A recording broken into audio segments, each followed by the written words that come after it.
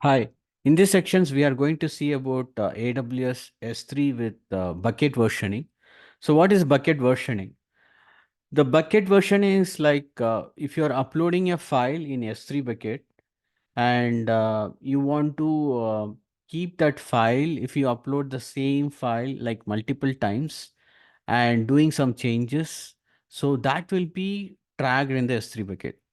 Okay, for example, if you take here, I took some image. Okay, so what happened is you have large set of files which I'm keeping in S3 bucket. If you see here, these are the list of files, maybe a same files. I uploading a multiple times same files, but I'm doing lot of changes in the same file. I'm doing the lot of changes in the same file. So what all the changes I have done? Okay, so it's similar kind of Git actually. If you're doing changes like you open the file, you do changes in the file, and you're uploading the file. The same file you're taking and you're changing A to B and B to C. All these thing will be stored as a version, but you can't see it actually. But internally, it will show as a current version. So at any point of time, do you want to roll back or you want to come back to earlier stage? The versions plays a very important role. That's the beauty of versioning.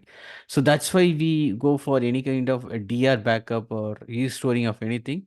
We use this S3 bucket version and we can restore the data earlier versions like that. Okay. Not only that, we can use restore the earlier set of files. Like if you do a changes of A file to B file, and you change a B file to C file, and you want to come to the earlier stage, so you can come back. Okay, so that we'll see in the upcoming lecture, but try to understand the concept. So this is the article I posted. So basically, it is stores an object S3, and bucket versions plays a very important role. Okay, so these things I will show you how to do it in a hands-on in the upcoming lecture. Okay, thank you guys. We'll see you in the next lecture.